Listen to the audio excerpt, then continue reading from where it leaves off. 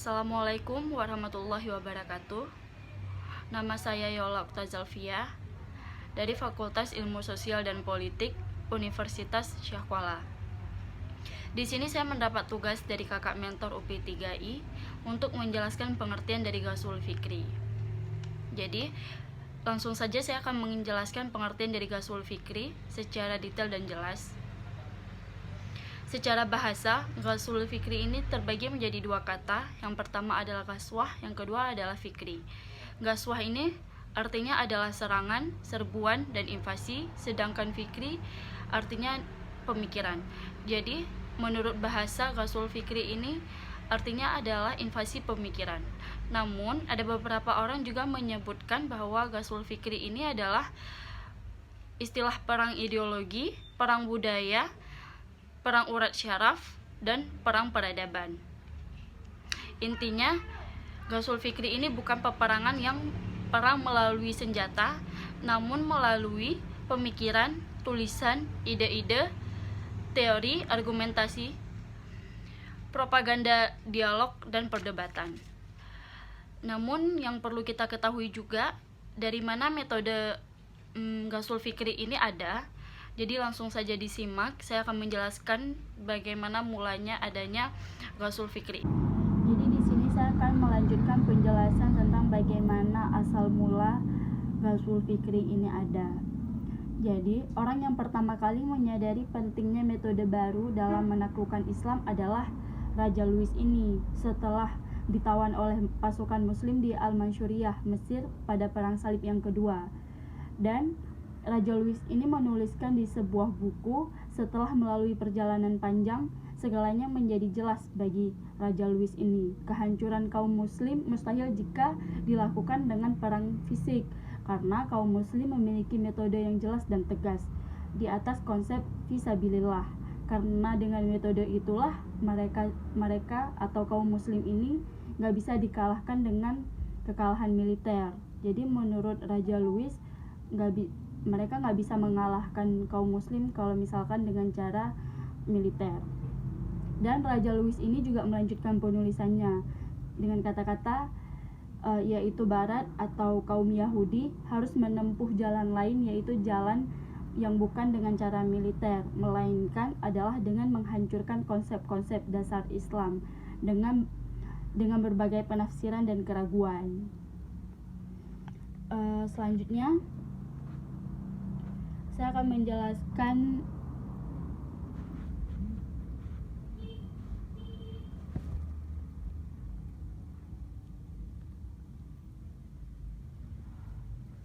selanjutnya saya akan menjelaskan ada sebuah artikel yang menjelaskan kalau misalkan Raja Louis ini berpendapat memang tidak mungkin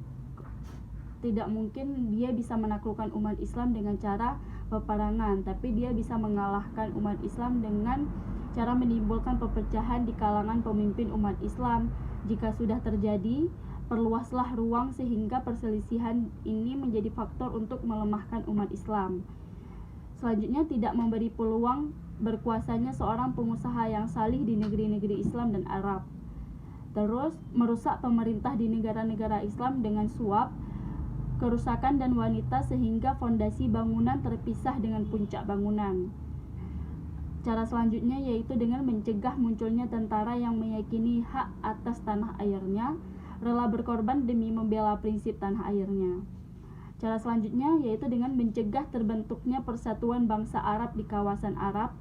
Selanjutnya, membuat sebuah negara barat di tengah kawasan Arab mulai dari Gaza di sebelah selatan sampai Antokia di sebelah utara, kemudian ke arah timur, terus memanjang sampai ke barat. Itulah yang sudah mereka rencanakan untuk menaklukkan Islam. Jadi sebetulnya yang perlu kita ketahui ada 4 kata kunci untuk target dari Ghazwul Fikri ini.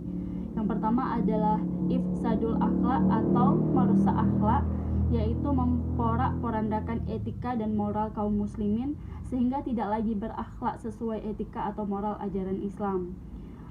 Terus yang kedua adalah tatimul fikrah atau menghancurkan pemikiran orang mukmin, yaitu dengan mengacaukan pemahaman kaum muslimin dengan memunculkan berbagai macam isme-isme yang asing dan bertentangan dengan ajaran Islam, seperti ateisme, materialisme, komunisme, liberalisme, dan ajaran-ajaran lainnya.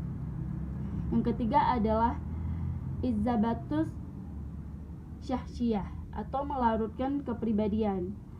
Nah, ini itu untuk menggoyahkan sikap hidup kaum muslimin sehingga enggan beramar ma'ruf nahi mungkar dan bahkan bersikap basa-basi atau toleran atau ikut-ikutan kepada orang-orang yang menyimpang dari nilai-nilai ajaran Islam. Misalnya dengan dalih HAM, tidak sedikit kaum muslimin ikut-ikut mentolerir, bahkan melegalkan hal-hal yang bertentangan dengan nilai-nilai agama.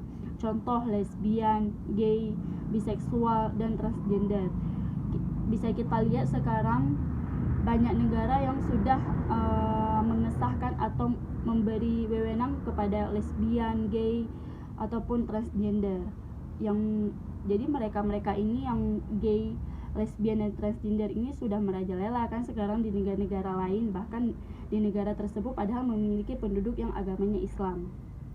Yang terakhir adalah ariddah atau murtad, yaitu melepaskan kewajiban agama, mengingkarinya, bahkan keluar dari agama. Ini tuh target yang paling diintai oleh si Ghazwul Fikri ini sendiri, yaitu untuk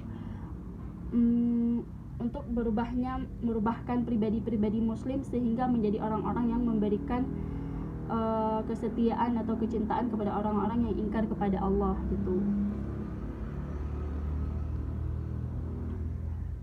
Dan adapun menurut Ali Abdul Halim Muhammad, Ghazwul Fikri ini merupakan suatu upaya untuk menjadikan bangsa yang lemah atau sedang berkembang tunduk kepada negara penyerbu. Selanjutnya, semua negara Islam khususnya agar selalu menjadi pengekor setia negara-negara maju sehingga terjadi ketergantungan di segala bidang. Yang ketiga, semua bangsa Islam nih khususnya harus mengadopsi ideologi dan pemikiran kafir secara membabi buta dan serampangan atau berpaling dari Al-Quran dan Sunnah. Selanjutnya yaitu bangsa-bangsa mengambil sistem pendidikan dan pengajaran negara-negara penyerbu. Yang kelima itu untuk umat Islam terputus hubungan dengan sejarah masa lalu, sirah Nabi dan silafus saleh. Dan upaya untuk menjadikan bangsa-bangsa atau negara-negara yang diserbu menggunakan bahasa penyerbu. Jadi sebetulnya Ghazwul Fikri ini adalah upaya untuk melembagakan moral, tradisi, dan adat-adat istiadat bangsa penyerbu di negara yang diserbunya. Jadi misal di satu negara Islam sedang dijajah oleh negara kafir, maka adat istiadat dari kafir itu dilegalkan ataupun diterapkan di negara Islam yang sedang dijajahnya. Dan yang perlu kita ketahui juga, tujuan dari Ghazwul Fikri ini sebetulnya adalah untuk kaum muslimin menjadi condong sedikit terhadap gaya atau perilaku yang kebarat-baratan. Nah, itu sebetulnya untuk menghancurkan Islam. Tidak perlu lagi melakukan cara dengan berperang, tapi bisa melalui itu. Dan adapun bidang-bidang yang diserang oleh kaum barat, yaitu dengan pertama adalah pendidikan.